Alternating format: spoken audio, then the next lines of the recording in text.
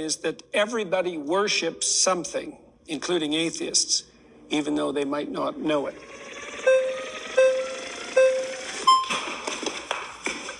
Hi. Good work. Thank you. Hi there.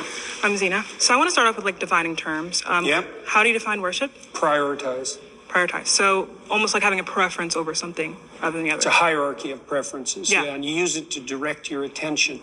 Right. So whatever you're attending to, you're worshiping. Right. So I've kind of become a little bit familiar with your idea of like this value-laden hierarchy. Yeah.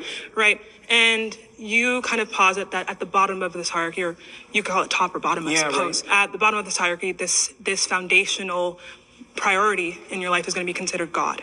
That's Is that right. correct? Yes. Right. I'm trying to imagine a situation in which could there be that someone has a priority at their foundation that is different from someone else's? Oh, definitely. Right. So we can have different conceptions of God. That's why we fight.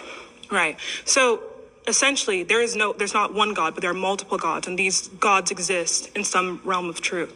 It's true that this person has one God and it exists. Yeah, probably better to think about it as multiple values, but that there's a hierarchy of values with something at the bottom. Right, but at the bottom is God, and That's a definition, yeah. Yeah, so at the bottom is God, Yeah. and there can be multiple people with different conceptions of God, and they're each valid in being called God. So there are multiple gods that exist. It depends on what you mean by valid. So far, so good, but it depends on what you mean by valid, because I would say that some foundational conceptions don't play out when they're implemented. So if you put the wrong thing at the foundation, you end up in hell, for example. That's what happens in totalitarian states. Okay. Yeah. So you're saying... So they're not all equal. Like, all foundational principles are not equal, even though they might be equally foundational. Right. So what makes one kind of foundational tenet like better than another one? That's an excellent question. Iterability. Imagine that you play a game with someone and you're a kid, and it's fun. Mm-hmm. So then you play again and again and again. So repetition.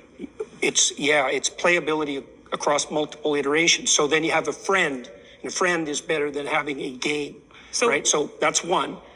Breadth of application is another. So if it's just for me now, it's not as good as something that would be benefit to both of us across time. Right. So we're explaining like characteristics that can be applied to like these types of like foundational values. But why is it that this iterability makes it better? And what does better mean? Well, one hallmark of better is likely to be selected voluntarily. Right. So it's invitational. Another descriptive kind of quality. So we're talking about characteristics that in some type of system with a goal, an output being like, we could maybe say happiness, right? Or some type of harmony. Harmony, right? Yeah, that's better. Not happiness precisely, because it's too short term. Exactly. So as someone who is an atheist, right, I can explain that within a system, there are things that we can see as better or worse to meet this goal or meet this output. But what we're interested in, though, is what could make these things, regardless of any system, right? Well, imagine that you set up a system and you implement it, and it produces the opposite results to which you intend. Oh, yeah, that's not a good system. Exactly. Right, so the foundational principles are lacking because when you implement them, the game degenerates instead of moving towards the aim. Right, Okay, so we're talking about within a system. When we talk about something being moral, right, just absolutely moral, it means that without a system, right, this thing is simply moral with no reason. Like, stance independent, this thing is good. So I'm trying to figure out if such thing can exist. And if so, do you believe that these things are moral in of themselves, like self-evidently moral, or are they moral in accordance with the system? I can't define them any more accurately than I already did, really. Okay. In regards to morality, when we talk about the divine, when we talk about God and religion, these moral tenets and religion, right, and God exists as good because it is God, right? So it's self-evident, right? Without any kind of goal or output, this thing is good. So I want to figure out how... There's an element of that that's true.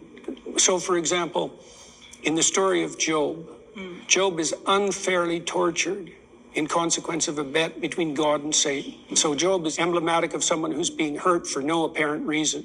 Okay, so Job's response to that is that he refuses to lose faith in himself, and he refuses to lose faith in the ultimate goodness of being. Okay, and those are axiomatic decisions. They're not exactly evidence dependent because he is suffering. There's an arbitrariness in that that's reminiscent of what you claim. So I'm essentially trying to figure out, do you believe that something can be good, like stance independently, something that can be good? I don't know what you mean by stance independent. Okay, so you I mean mean independent of people? Independent of people, we can use that, or more so, I want to be more specific, something that can be good, right, regardless of any end goal. It's just good. No, I think good is tied up with goal. Goal, okay, I completely agree. So in a sense, this is why... That's why the religious goal in Christianity is the establishment of the kingdom of heaven on earth. It's goal dependent. Okay, right. So it's in reference to a goal. So, or the goal would be the imitation of Christ. Someone's goal, right, can be something that doesn't encompass being in congruence with God or being with God. No, the thing that they want to be in congruence. Oh, right, okay. That's right. That's right. That's good. That's great. The thing they want to be in congruence with is fundamentally equivalent to their God. So what makes someone a Christian and what makes someone not a Christian? What makes, like that's what I'm trying to figure out. Because that's a good question. Yes. Yeah, well, probably the deepest answer to that is willingness to shoulder your cross voluntarily and trudge uphill regardless of circumstances. Okay, so someone can have a God, because in your definition, your first preference, that is God, right? So someone can believe in God, right, and not be a Christian, right? Yeah, well, there's a statement that Christ makes in the Gospels. He says, not everyone who says, Lord, Lord, will enter the kingdom of heaven. So not that they're even saying that they believe in God, but they just... I know, but that's why I'm saying this to you, is that Christ himself points out that there's a difference between people who say they believe and people who act it out. And the fundamental issue is the action rather than the stated belief. But he also says that, to be saved, right, you must believe God has died for your sins, or that God has resurrected in some way. So it's like, I don't necessarily think that we can take from the Bible and say that, like, acting in accordance with God necessarily means, or acting in accordance with, the principles of God, like, for example, sacrifice, like you talk about, means that you are Christian. I don't see how you can get that from that interpretation and then, kind of justify it as the truth. I don't think that the fact that you sacrifice is sufficient to make you Christian. So can we repeat once again what you believe makes someone Christian? There's many things, but one of the most fundamental is that you believe that the cosmos itself is founded on the principle of voluntary self-sacrifice. Best founded. Let me offer you a contrary example. So I could assume that power rules. And so that my assumption would be, if I can make you do it, I win. Right, and I can found a whole society on that, and that happens a lot, by the way. And that's also how societies tend to degenerate. And so that would be a society that was founded on the principle that you get to sacrifice and I don't have to. Right, now the contrary to that would be something like you give up voluntarily and with courage all the things you need to situate yourself properly in relationship to the future and other people. Right. So then there's a harmony. That's why I talked about harmony earlier. So you navigate your life, right, in accordance kind of to this principle of self-sacrifice. Can I say it in that way?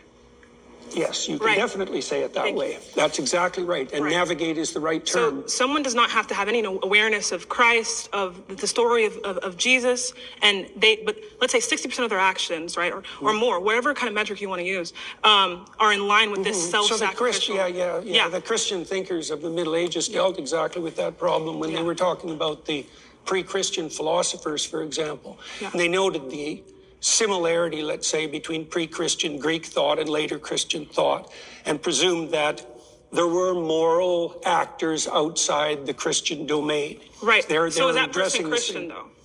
Is that person Christian? To some degree, again, that's a matter of definition, because they wouldn't be proclaiming Christian propositions, but they're acting out the pattern. Right. So you imagine that full Christianity would involve a dozen things. And you can imagine someone who knows nothing of Christianity, say, acting out 8 of them. Right. So then they'd be 8/12 Christian or something like that. Christian. Well, but to be like a full Christian, how can someone say I am Christian? Like I am Christian, not 8/12, but Christian.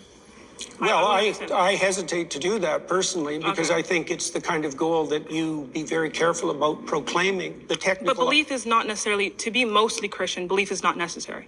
8/12s or, right? Well, it depends on what you mean by belief. See, because I would say that acting out the pattern is the deepest form of belief. Now, you could add to that what you say. So, maybe in the optimal situation, how you act and what you imagine and what you say, they're the same.